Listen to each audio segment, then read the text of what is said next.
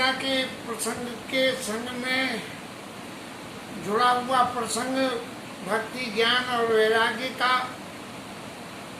ये भक्ति और ज्ञान वैराग्य के प्रसंग को सुतीक्षण महाराज ने तो सरेंडर करके भगवान से समझ लिया। अब बारी आई लक्ष्मण जी की। लक्ष्मण जी भगवान के साथ में रह के और बराबर ये देख के समझ रहे हैं कि प्रभु इतनी तरह से आचरण कर रहे हैं कि जिससे सही तरीके से ये नहीं समझा जा पा रहा है कि भक्ति, ज्ञान और वैराग्य के संबंध को हम कैसे समझें। भगवान सर्वशक्तिमान है, वो सब तरह से सब कुछ कर सकते हैं, लक्ष्मण जी अच्छी तरह से जानते हैं। लेकिन फिर भी जब भगवान के मुख से उन बातों को सुन लें तो सुन के जो है संशय भ्रम से मिट जाते हैं। कोर्ट में जब गवाही दी जाती है तो जज के सामने जिसने पहले रिटन स्टेटमेंट फाइल कर दिया है उससे जवानी पूछी जाती है, को ये तुमने ही फाइल किया है ना, इसमें ये लिखा है, तुम्हें मालूम है ना। जब वो ऐसा कह देता है तब कोर्ट उसे विश्वास करती है। लेकिन यहाँ भेद उल्टा है, यहाँ कोर्ट तो भगवान है और कोर्ट जब ये कह देगा जी ऐसा है तो विश्वास हो जाए। और लक्ष्मण जी पूछ रहे हैं तो लक्ष्मण जी भगवान के मुख से भक्ति, ज्ञान और वैराग्य की परिभाषा को सुनना चाहते हैं और जिसके विषय में कुछ कहने का प्रयास करते हैं। अपने पास तो न भक्ति है, न ज्ञान है, न वैराग्य है, न ज्ञान है, सिर्फ एक ही साधना मन में है कि ठाकुर जी मेरे हैं। इनको अपना मान के और इनके सामने हम उल्टा सीधा कुछ भी बोलेंगे करेंगे तो जो बालक का तो तरी बाता और सुनाई मुदित मन पितो और माता। बच्चा जैसे तोतली भाषा में कुछ बोले तो माता पिता बड़े प्रसन्न होकर सुनते हैं। अब ऐसे ही ये अनिल कुमार जी ने ग्रंथ कहाँ की बातें बोले चले जाते हैं, रोज साल भर से बोले चले जा रहे हैं। लेकिन ये कि ठाकुर जी अपने हैं, इसलिए ठाकुर जी सब कुछ सुनते रहेंगे और सुनेंगे। और कभी हमारी इसी बात में रीझ के थोड़ी सी कृपा कर दें तो ये जीवन सफल हो जाएगा। तो ऐसे ही जब तेरा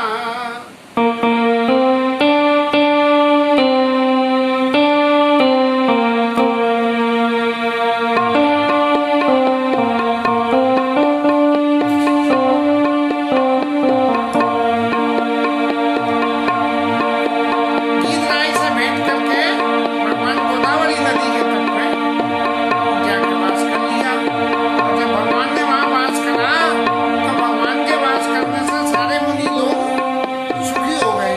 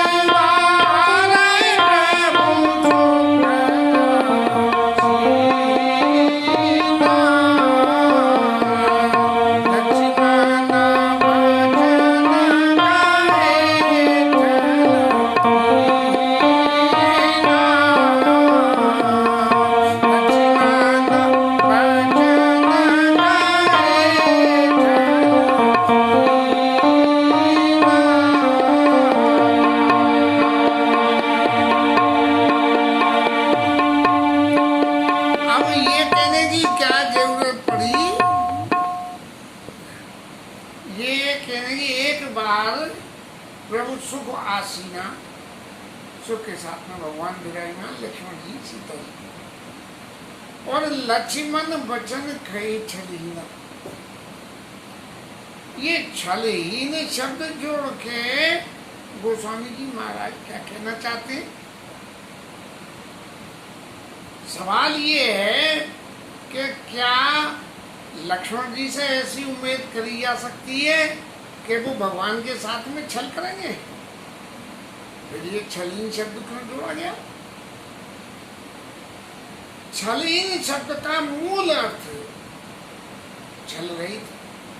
छल की परिभाषा क्या है?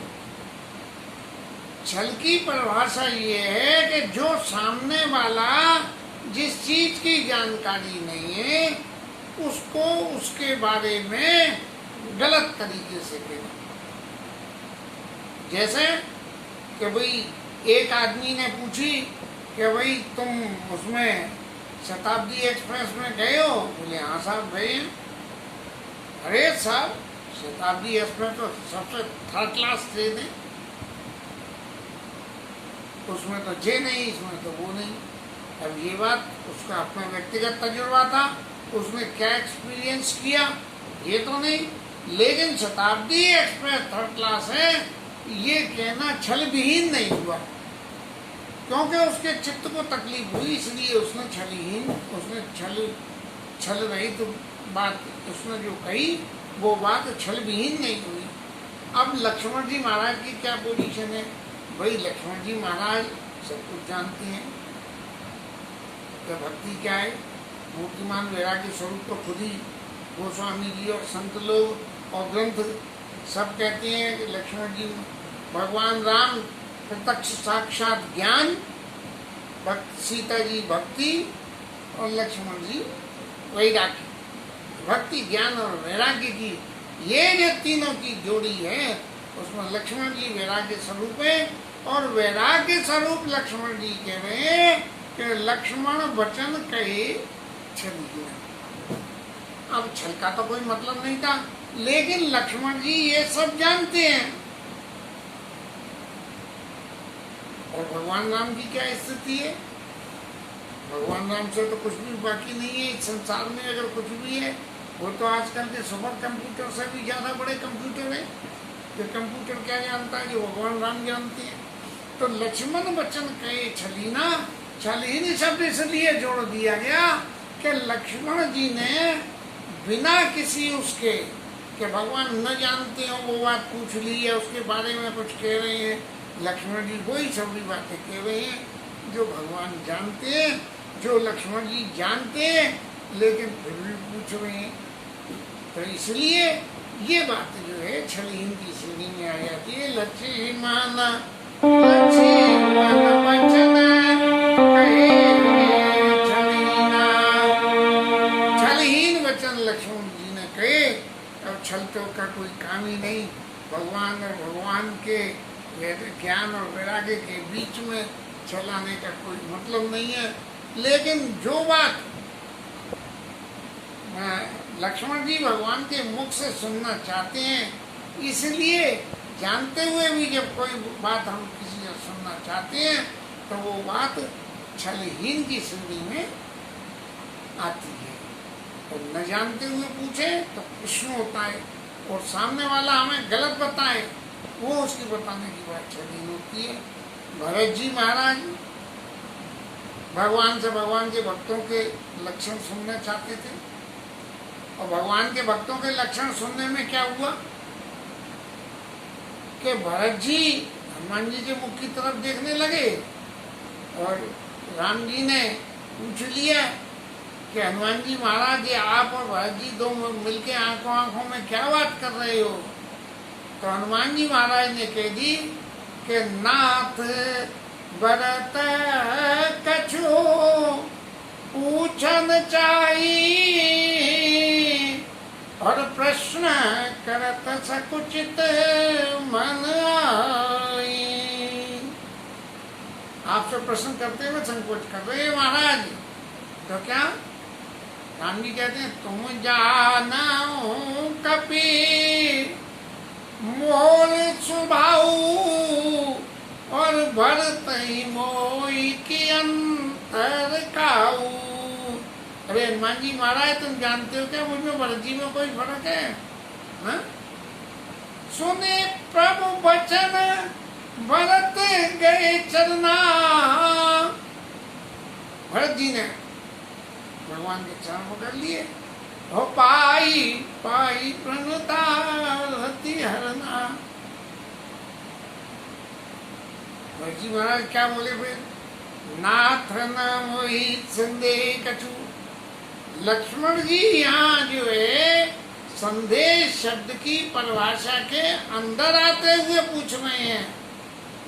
और भरत जी कैसे पूछ रहे हैं कि नाथ न मोहि संदेह कछु और सपने शोक मोह केवल कृपा तुम्हारी चिदानंद संदो। मुझे महाराज कोई संदेह नहीं है, कुछ नहीं है, सब आपकी कृपा है। लेकिन फिर भी मैं एक बात पूछना चाहता हूँ आपसे। क्या पूछना चाहते हो? तो मैं भक्तों की संतों के लक्षण सुनना चाहता हूँ।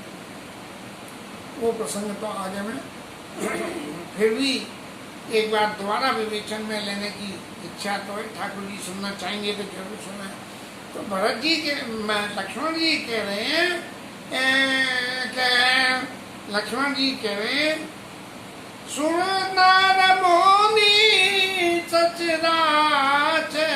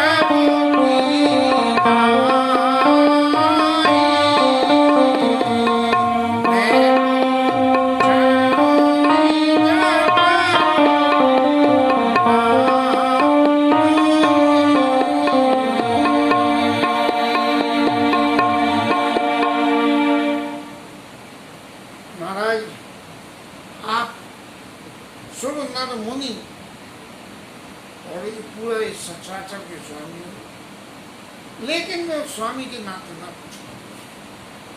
मैं पूछूं निज प्रभु की नाई। आप मेरे प्रभु हो, मेरे बड़े भ्राता के नाते भी नहीं, मेरे स्वामी के नाते में आए। स्वामी जब शिष्य की जिज्ञासाओं का, स्वामी जब अपने शिष्य की जिज्ञासाओं को शांत करता है तो उसके संग में कुछ ऐसे बातें जोड़नी पड़ती हैं। कैसे? कि भाई यदि ऐसा नहीं करोगे तो ऐसा है। जबकि अगर सुरनर मुनि सचराचर के स्वामी में क्या है, बोले ऐसा करो, सीधा ऑर्डर, और इसमें ऑर्डर नहीं है। तो मैं पूछूं निज प्रभु की नाई।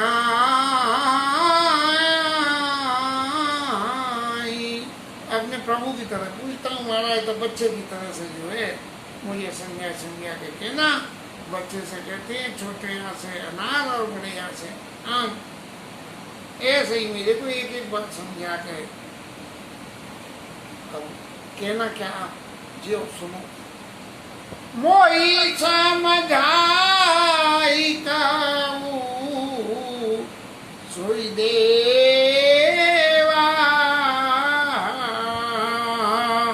सब तज करो चरण रज सेवा।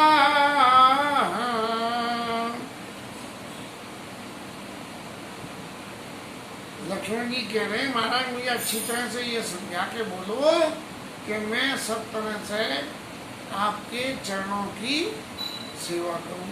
हेलो, अरे जो प्रत्यक्ष रूप से वैराग्य स्वरूप में मैं गुरु पितु मातु नहीं, वो क्या है, गुरु पितु मातु न जानो काऊ, मैं किसी को नहीं जानता हूँ, मेरे सवई एक तुम स्वामी दीन बंधु अंतर्यामी। जो आदमी इतनी बात कह चुका है अयोध्या में, वो फिर कह रहे हैं कि सब तज करो चरण रज सेवा, सब छोड़ के आपके चरणों की सेवा करूं। महाराज सेवा के मायने तो वहां से ही आए थे, और फिर कह रहे हो कि सब छोड़ के, अब महाराज सर्रा छोड़ी आए तो अब छोड़ने का क्या बचा, अब तो छोड़ने का कुछ भी नहीं बचा। लेकिन फिर भी महाराज मेरे से कोई भूल नहीं हो जाए, इसलिए मैं पूछूंगी कि नहीं, मैं अपने प्रभु की तरफ से आपसे पूछता हूँ, और इसलिए आप मुझे समझा कर कहना। और ये सब छोड़ने की बात के नहीं है, तो छोड़ तो देंगे, लेकिन ये छोड़ने के बाद क्या होगा भाई। आपने कही कि भाई ठीक है मैं मकान छोड़ गया, मकान छोड़ दीजिए, लेकिन मकान छोड़ने के बाद जब रहने कहीं जाना होगा तो मकान चाहिएगा ना, झोंपड़ी चाहिए, तो वो क्या होगा, झोंपड़ी कैसे मिलेगी, ये भी तो जानकारी चाहिए कि भाई इतना बड़ा मकान तो छोड़ दिया, लेकिन झोंपड़ी कैसे मिलेगी, और फिर झोंपड़ी कौन की कृपा से मिलेगी, और मकान कौन की कृपा से मिलेगा। तो महाराज मुझे जे और समझाओ कि ईश्वर जीव भे कहू ज्ञान विराग अरु माया, और कहू सुभगति करो जे दाया। महाराज ज्ञान कहिए, और वैराग्य कहिए, और माया कहिए, और भक्ति कहिए। ज्ञान, वैराग्य, भक्ति और माया, ये ज्ञान वैराग्य और भक्ति तो एक ग्रुप हो गया, पॉजिटिव आइटम, और माया हो गई नेगेटिव आइटम। जैसे कि नाटक उनमें हीरो हीरोइन और को एक्टर, को हीरो और विलियन, ऐसे जो है कहू ज्ञान विराग और माया, और कहू भगति करो जे दाया। अब जब ये ज्ञान और वैराग्य और भक्ति को एक संग क्यों न जोड़ा महाराज, तो क्या कहिए, ज्ञान कहो और वैराग्य को। बोले महाराज ये ज्ञान और वैराग्य जब दोनों आ जाएं तो भी जैसे माया से ना बचे तो फिर कुछ न होने, सबका सब नष्ट हो जाता है। इसलिए कहो ज्ञान विराग और माया, और जब माया बता दो तो माया से बचने का तरीका क्या, कहू तो भगति करो जे दाया। उस भक्ति की ओर विवेचना कर दो कि भक्ति क्या है, जिस भक्ति के वशीभूत होके आप जीव के ऊपर में दया कहते हो। ज्ञान तो ठीक है, आपने उपदेश दे दिया, मैंने स्वीकार कर लिया, उस उपदेश को स्वीकार करके जीवन में ज्ञान को करके वैराग्य को जीवन में स्वीकार करा, लेकिन माया का जब विक्षेप हुआ तो उससे बचने का क्या उपाय है जिससे आपकी भक्ति पैदा प्राप्त हो जाए। तो उत्तरकांड में गोस्वामी जी ने लिख दिया कि माया भगति सुनो तुम दो, और नारी वर्ग जाने सबको। कि माया और भक्ति दोनों स्त्री है, पुरुष बता प्रबल से भांति अबला अवल शैल जर्जाती, पुरुष चार सक नारी जो विरक्ति मत भीर नत कामी विषयावस में जो श्री रघुवीर।